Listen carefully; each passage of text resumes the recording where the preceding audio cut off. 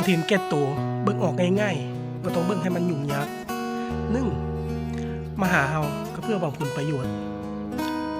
2. ทักมาหาเฮายามมื้อเพิ่นลำบาก 3. เว้าดีเว้าม่วนกับเฮายามเพิ่นต้องการอยากได้ของจากเฮาหรืออยากได้เงินนำเฮา 4. ให้โดยหวังผลประโยชน์ตอบแทนจากเฮาบ่ได้ให้ฟรีๆได้เพื่อผลตอบรับเพื่อผลตอบแทนจากเฮาอันสุดท้ายข้อที่ 5 ซุ่มพวกนี้น่ะมาพึ่งอาศัยเฮาถ้าเฮาปฏิเสธไปปุ๊บรับรองสั่งเฮาทันทีและก็ไปว่าขวัญเฮาถ้าเพิ่นอาศัยเฮาบ่ได้เลยคนพวกนี้นิสัยแบบนี้แหละก็อย่าดอกบ่ต้องไปสนใจดีคือกันมันจังบ่เสียเฮา